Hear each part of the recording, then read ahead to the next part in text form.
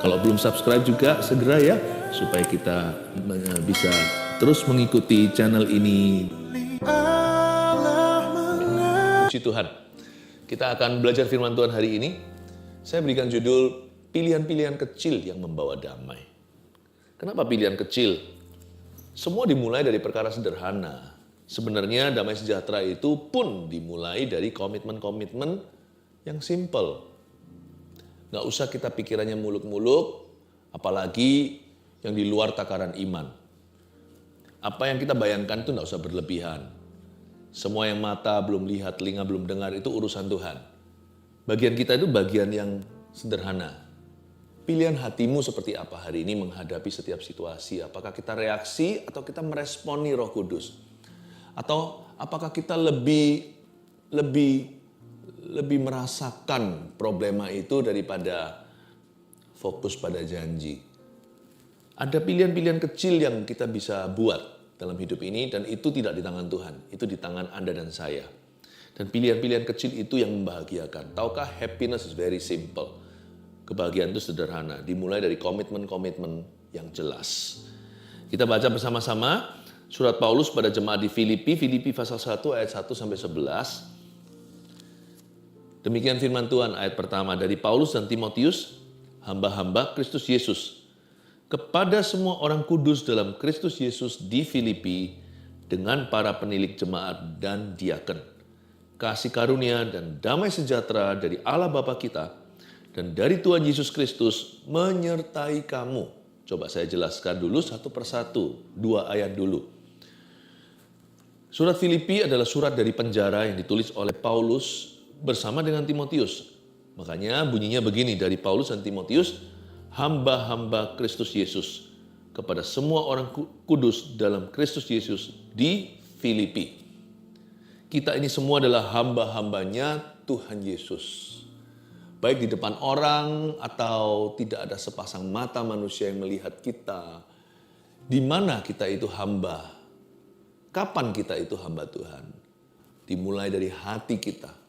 Pilihan-pilihan hati kita itu akan menjelaskan kita ini hambanya siapa, kita ini hamba Allah atau hamba dosa.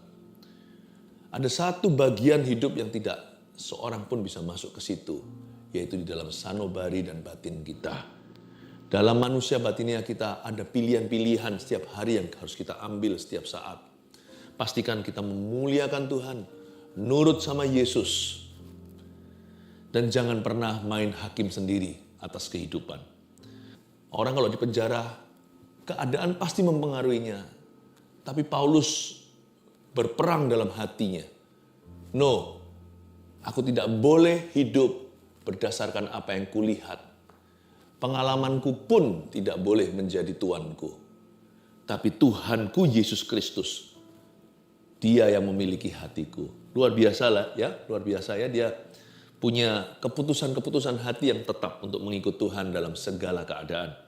Coba lihat ayat 2. Kasih karunia dan damai sejahtera dari Allah Bapa kita dan dari Tuhan Yesus Kristus menyertai kamu. Garis bawahi dua benda, kata benda di sana, yaitu kasih karunia, lalu damai sejahtera.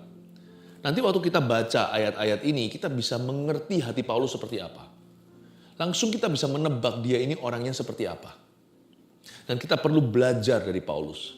Ketika dia tidak bisa kemana-mana, dipasung belenggu. Tapi hatinya tetap memuliakan Tuhan.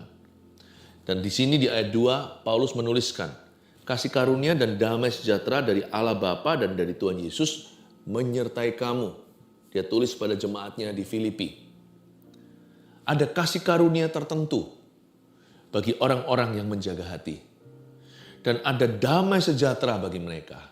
Kata kasih karunia di sini dalam bahasa Inggrisnya grace, yang artinya anugerah. Anugerah itu sesuatu yang kita nggak layak terima, sesuatu yang bahkan kita tidak bisa menduganya. Anugerah atau kasih karunia itu bahasa simpelnya kado dari Tuhan. Orang itu kalau bersyukur ya, nanti kalau kita lihat ayat 3, aku mengucap syukur dan sebagainya. Orang kalau bersyukur itu pasti terima kado dari Allah. Kado yang saya maksudkan nggak tentu materi ya. Tapi yang pasti ada sukacita, minimal itu pasti diberikan. Orang yang bersyukur itu pasti lebih happy daripada orang yang mengeluh. Pasti ada sukacita Tuhan yang tidak bisa dicuri. Tidak bisa dicuri iblis, tidak bisa dicuri oleh sikon atau situasi dan kondisi. Kasih karunia itu berbagai macam berkat. A sampai Z hanya Tuhan yang tahu. Kalau kita itu jaga hati kita dalam segala waspada, yang bisa mengalir hanya satu, yaitu kehidupan. Nggak hanya itu, kasih karunia, tapi juga ada damai sejahtera. Kata damai sejahtera di sini itu artinya increasing peace. Damai itu bertambah-tambah, nggak bisa berkurang, malah nambah. Iya, kalau kita itu melakukan apa yang dikatakan di ayat 3. Ucapan syukur dan doa, begini firman Tuhan. Paulus ngomong begini, aku mengucap syukur kepada Allah. Allahku, setiap kali aku mengingat kamu. Dan setiap kali aku berdoa untuk kamu semua, aku selalu berdoa dengan sukacita. Aku mengucap syukur kepada Allahku karena persekutuanmu dalam berita Injil, mulai dari hari pertama sampai sekarang ini. Akan hal ini aku yakin sepenuhnya, yaitu Tuhan yang memulai pekerjaan yang baik di antara kamu, akan meneruskannya sampai pada akhirnya pada hari Kristus Yesus. Memang sudahlah sepatutnya aku berpikir demikian akan kamu semua, sebab kamu ada di dalam hatiku. Oleh karena kamu semua turut mendapat bagian dalam kasih karunia yang diberikan kepadaku. Baik pada waktu aku dipenjarakan, maupun pada waktu aku membela dan meneguhkan berita Injil. Sebab Allah adalah saksiku betapa aku dengan kasih mesra Kristus Yesus merindukan kamu sekalian.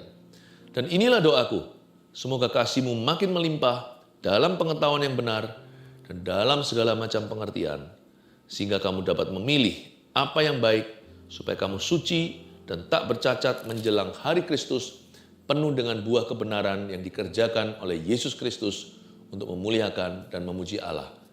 Kita akan baca lagi ayatnya satu persatu lalu saya bahas. Pilihan-pilihan kecil apa ya yang mendatangkan kasih karunia dan damai sejahtera? Pilihan-pilihan sederhana seperti apa yang bisa membuat kita menerima kado-kado yang tak terduga dari Allah? Bahkan peace, damai sejahtera yang kita miliki itu bisa bertambah-tambah, bukan berkurang-kurang. Jangan salah pilih. Hatimu jangan salah meresponi. Pilihan-pilihan apa sebagai berikut? Mari kita lihat ayat 3. Aku mengucap syukur kepada Allahku. Pause, berhenti di sana. Ini dia. Lihat. Paulus itu mengucap syukur. Baca lagi ya. Aku mengucap syukur kepada Allahku setiap kali. Gak pernah gagal. Every time. Bukan kadang-kadang atau sesekali. Tapi setiap kali aku mengingat kamu. Coba pikirkan. Orang yang paling kita cinta atau orang yang paling mengasihi kita pun kalau kita ingat-ingat semua baik dan buruknya, pasti ada buruknya juga. Tapi kenapa Paulus berkata, aku mengucap syukur kepada Allah, kepada Allahku setiap kali aku mengingat kamu? Apakah jemaat Filipi itu sempurna? Apakah rekan-rekan sepelayanan Paulus itu nggak pernah berbuat salah? Tapi kenapa yang diingat sama Paulus itu hal-hal yang dia syukuri ya? Ini yang namanya secara sengaja mengumpulkan sweet memory. Makanya itu kesalahan orang lain jangan diingat-ingat. Perkara-perkara negatif dalam hidup ini loh, jangan diungkit-ungkit. Kecuali untuk alasan evaluasi, nah itu boleh. Apalagi untuk diri sendiri. Kita juga harus mengampuni kesalahan kita. Kesalahan sendiri. Kalau kita memang harus ingat atau ungkit, itu demi evaluasi supaya kita belajar dari kesalahan. Apa yang diingat-ingat itu selalu yang buruk-buruk, kadang-kadang tentang orang lain, tak jarang tentang diri sendiri yang dapat kita temukan dalam diri kita. Aduh, aku ini gini loh, wah, mentalitas kemiskinan, aku ini kasihan loh, aku ini malang sekali.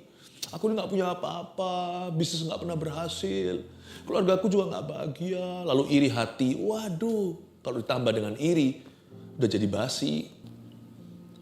Setiap kali Paulus ingat jemaat di Filipi, gerejanya, rekan-rekan pelayanannya, teman-teman, handai taulan.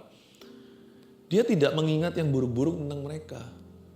Makanya aku mengucap syukur kepada Allahku tiap kali loh ya. Disiplin tinggi, jaga pikirannya. Dia itu secara konsisten. Yang penting itu konsistensi. Bukan positive thinking, tapi semua yang baik, semua yang mulia, adil, kudus, dan manis. Pikirkan semua itu. Aku mengucap syukur kepada Allahku setiap kali aku mengingat kamu. Seolah-olah Paulus itu orang yang suka cari-cari alasan untuk bersyukur. Apa maksudnya cari-cari alasan untuk mensyukuri? Pernahkah Anda bertemu dengan seseorang, bahkan mungkin bisa jadi kitalah orangnya, yang suka-suka cari salahnya orang gitu. Orang itu kalau sudah nggak sentimen sama sesamanya, nggak suka sama orang tertentu, apapun yang dia lakukan dan katakan itu salah di mata kita, betul nggak? Mata manusia itu jeli kalau soal negativitas. Kalau perkara-perkara yang miring itu kita itu sering. Wah, kita itu lama-lama menjadi haters of life, pembenci kehidupan. Alkitab tidak ajari kita positive thinking, ajari kita godly thinking. Itu beda loh, bukan cuma positif saja, tapi berpikiran seperti Tuhan. Tuhan itu gak pernah cari masalah sama kita. Tuhan itu malah justru mau selesaikan masalah kita bersama kita. Aku mengucap syukur kepada Allahku setiap kali. Saya skeptis, gak mungkin ini terjadi secara alami. Pasti Paulus lawan arus. Aku mengucap syukur kepada Allahku setiap kali aku mengingat kamu. Kalau mau diingat-ingat sungguhan, pasti ketemu sesuatu yang patut kita keluhkan. Tapi Paulus melawan. Dia berkata, tidak. Apa yang kuingat tentang engkau, tentang kita adalah semua yang mulia, baik, kudus, dan manis. Semua yang layak dipuji. Luar biasa enggak? Ini orang yang suka cari-cari alasan untuk bersyukur. Jangan lupa loh, ditulis di penjara. Sedang dipasung belenggu, dia masih bisa. Kata-katanya begitu manis dan positif. Aku mengucap syukur kepada Tuhan. Kok bisa ya? Ini manusia zero trauma. Aku mau ingat hal-hal yang patut kusyukuri di hadapan Tuhan. Bahkan hal-hal yang dianggap negatif itu pun masih bisa kusyukuri loh. Gara-gara itu aku jadi tekun, aku jadi tabah. Kok bisa ya? Apapun negatif lemparkan ke dia, jadi produk. Kotoran pun dilemparkan ke dia pun jadi pupuk. Kok bisa ya? Saya kagum sama Paulus. Mau pakai negatif, senjata yang paling negatif, senjata negatif yang paling mutakhir, sampai ke Paulus panah-panah itu tidak mempan. Siap senjata ditempa melawan dia tidak berhasil, malah jadikan peluru keberhasilannya. Dia dianiaya, dia bisa berkata, aku dianggap layak untuk menerima kehormatan ini. Dianiaya karena Kristus. Paulus ngomong begitu, demikian pula rasul yang lain seperti Petrus. Apapun yang buruk, apapun yang malang, apapun yang menyedihkan, apapun yang berupa kutuk, semua diubah jadi berkat. Dan Paulus bisa mendapatkan berkat dari semuanya itu. Ini membuat saya menjadi semakin murni. Penderitaan membuatku semakin dekat dengan Tuhan. Wow, ini orang yang memang sudah tekad hatinya cari-cari, bukan masalah, cari-cari cara untuk bersyukur. Apapun selalu dia bisa temukan butir-butir dan bulir-bulir syukur yang baru.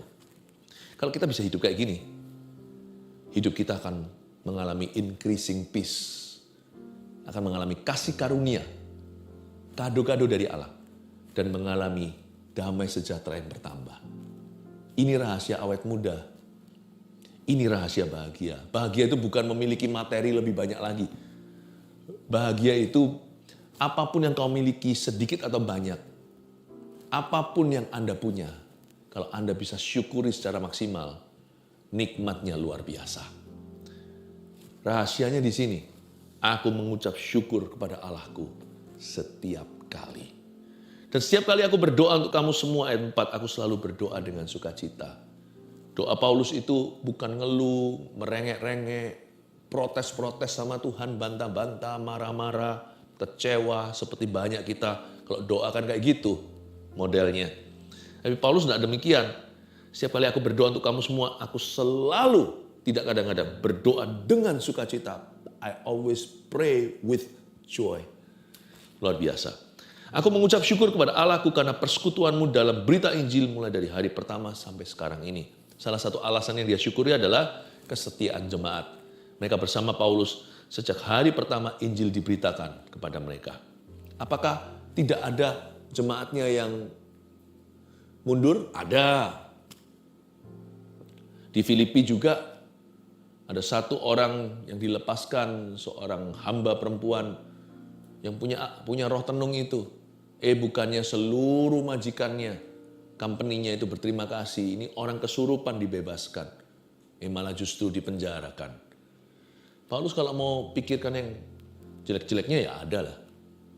Tapi dia memilih untuk syukuri mereka yang setia. Dia tidak marah dan kecewa sama yang pergi. Tapi dia berterima kasih sama Tuhan untuk mereka yang tinggal. Luar biasa ya, nggak lihat ke lubang donatnya. Dia makan donatnya. Ayat 6, akan hal ini aku yakin sepenuhnya, yaitu ia yang memulai pekerjaan yang baik di antara kamu, akan meneruskannya sampai pada akhirnya pada hari Kristus Yesus. Coba Anda lihat ayat 6, akan hal ini aku yakin sepenuhnya. Paulus punya alasan untuk goyang, dipenjarakan, ini gembalanya, rasulnya, pemimpinnya. Gimana dengan jemaatnya?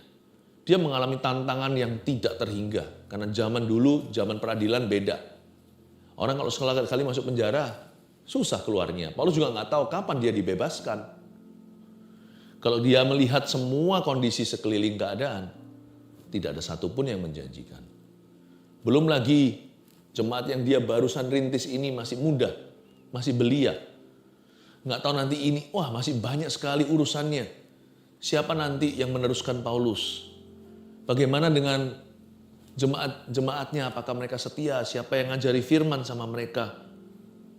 Tantangan di depan itu luar biasa. Bukan hanya tantangan yang sifatnya persoalan.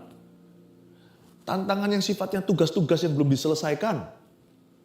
Begitu banyak sekali tantangan dan rintangan. Tapi Paulus menghadapi semua ini kok bisa dengan cool headed ya.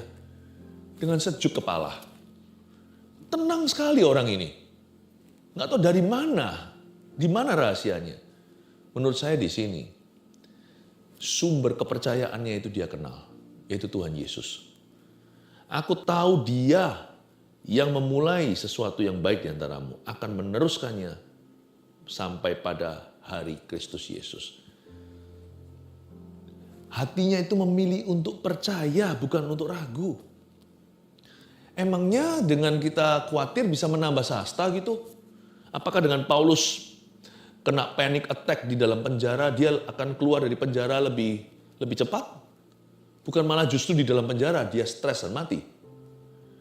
Apakah dia dengan mengkhawatirkan jemaatnya seperti apa, jemaatnya akan bertumbuh? Bukannya malah justru jemaatnya dilemahkan kalau rasulnya aja begitu. Paulus nggak punya pilihan. Meskipun dia selalu punya pilihan. Dia memilih untuk optimis di dalam penjara. Kita ini cenderungnya apa? Kita cenderungnya langsung gelisah, takut, bimbang, ragu, pesimis. Kita itu sebenarnya nggak punya pilihan. Kalau kita milih semua tadi yang saya sebutkan, pesimis dan sebagainya itu, kita pasti akan mati. Kita mati kutu, kita mati konyol. Dan justru semua yang Tuhan telah taruh dalam hidup kita bisa dirampas setan. Kita nggak punya pilihan. Pilihan kita cuma satu. Jangan lupa pilih itu. Pilih untuk optimis. Ngadepin apapun tantangan, pilih optimis. Divonis kanker. Mungkin kita bisa bilang, ya enak aja orang kalau nggak kanker bisa ngomong begitu. Enggak juga sih. Setiap orang yang kena kanker juga dulu nggak pernah kena kanker. Ketika dia kena kanker, dia harus buat pilihan hati. Dia pilih untuk optimis, atau dia pilih untuk nangis dengan air mata putus asa. Yang maju menabur sambil menangis, menabur benih. Jangan hanya sekedar kita itu meratapi. Ratapan itu ada dua. Ada orang yang menangis itu karena dia itu tangisannya adalah karena dia itu gelisah tak percaya. Gusar hatinya. Tapi ada orang yang menangis itu karena memohon kepada Allah. Pilih yang nomor dua itu. Jadikan itu pilihanmu satu-satunya. Kalau memang aku harus menghadapi tantangan di depan, aku memilih untuk optimis. Aku memilih untuk bergantung pada Yesus. Aku memilih untuk sungguh-sungguh berdoa kepada Tuhan. Kalau memang aku harus menangis, aku akan menangis untuk menabur benih dan maju. pilihlah untuk optimis sewaktu kita menghadapi tantangan, oke? Yang ketujuh, coba lihat, memang sudah sepatutnya aku berpikir demikian akan kamu semua, sebab kamu ada di dalam hatiku, oleh karena kamu semua turut mendapat bagian dalam kasih karunia yang diberikan kepadaku. Baik pada waktu aku dipenjarakan, maupun pada waktu aku membela dan meneguhkan berita Injil. Ayat 7 ini bagus sekali.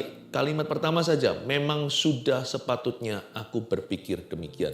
Paulus mengatakan, memangnya ada berapa jalur pikiran yang bisa kutempuh di sini? Hanya satu.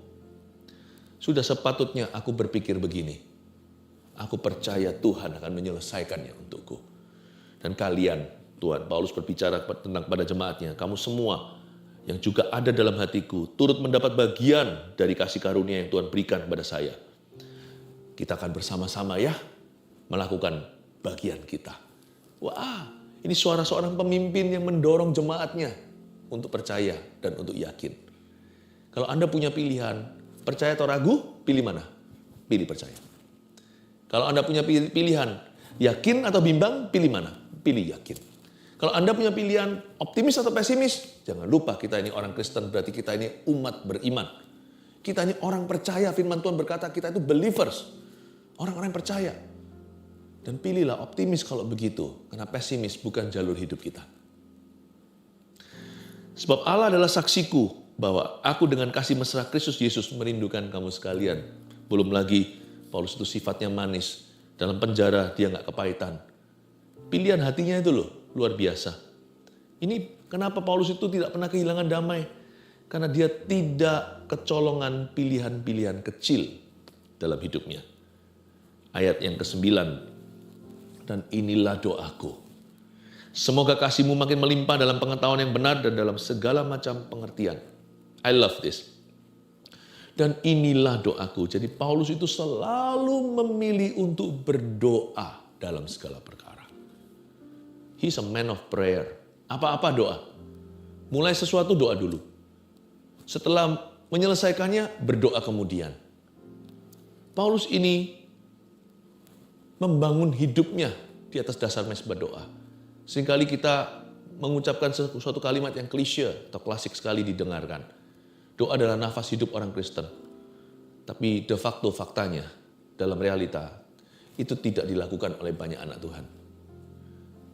Apakah itu doa adalah nafas hidup? Bagaimana kita bisa mengatakan doa adalah nafas hidup kita, kita jarang berdoa? Tapi Paulus tidak begitu. Dia isi hidupnya dengan doa. Di penjara pun dia tetap berdoa. Dan dia berdoa di ayat 10, sehingga kamu dapat memilih apa yang baik. Garis bawahi, sehingga kamu dapat memilih. Supaya kamu suci dan tak bercacat menjelang hari Kristus. Penuh dengan buah kebenaran yang dikerjakan oleh Yesus Kristus untuk memuliakan dan memuji Allah.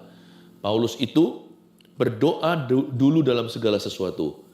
Dan kalau dia bisa berdoa, dia sudah menang. Karena orang yang berdoa sudah menyerahkan hidupnya ke tangan Allah. Tantangan terbesar waktu kita dihimpit masalah adalah kita itu tidak bisa berdoa. Pada waktu kita merasa tidak ingin berdoa, pilihlah untuk berdoa. Sebab pilihan ini akan membawa damai. Tidak berdoa justru akan kehilangan damai. Dan orang karena Paulus sudah bisa menjaga hati bersyukur dulu. Keputusan-keputusan hati sudah dia serahkan ke Tuhan Yesus. Keputusan hidup jadi gampang diserahkan. Kalau orang sudah bisa bersyukur dalam segala keadaan, kalau orang bisa optimis menghadapi tantangan, gampang untuk menyerahkan keputusan-keputusan kehidupan ke dalam tangan Tuhan. Kenapa banyak di antara kita keputusan hidup kita itu salah kaprah? Kita tuh membuat banyak kesalahan dalam pengambilan keputusan. Kenapa? Karena hati kita nggak diserahkan. Pilihan kecil itulah bukan hanya membawa damai, dia melatih kita untuk setia dalam pilihan-pilihan besar nantinya. Paulus itu bisa jaga hati bersyukur. Dan Paulus memilih untuk optimis. Gak heran belenggu pun tidak bisa menghalanginya untuk berdoa. Dan dari Filipi ini di penjara, dia membuat keputusan-keputusan yang hebat seterusnya. Kita tahu ceritanya di Kisah Para Rasul, paralel dari surat-suratnya, itu biografinya. Kita melihat bagaimana keputusan-keputusannya itu memuliakan Tuhan. Gak heran, karena keputusan satu, dia tidak bolong di situ. Dia bersyukur dulu dalam segala perkara. 3 poin ini tolong Anda catat. Dan ingatlah, dalam 3 hal ini pilihan kecil kita, pastikan kita buat yang benar. Yang pertama, memilih untuk bersyukur dalam segala keadaan. Itu pilihan kecil pertama, latih dirimu beribadah. 2, memilih untuk optimis waktu menghadapi tantangan. Kalau kita diperhadapkan dengan pilihan optimis atau pesimis, Anda tahu jawabannya. 3, memilih untuk berdoa dulu sebelum mengambil keputusan. Ternyata tidak banyak anak Tuhan yang punya disiplin ini. Sebelum membuat keputusan besar, doa dulu. Kebanyakan kita hanya bergantung pada pengertian manusia atau pada hikmat sendiri. Mari kita bertobat dari kesalahan itu. Pilihlah untuk berdoa sebelum melakukan segala sesuatu atau memutuskan apa-apa. Tiga pilihan hati ini tolong pegang erat-erat di dalam dada dan mulai jadikan gaya hidup kita setiap hari, siang dan malam. Terpujilah nama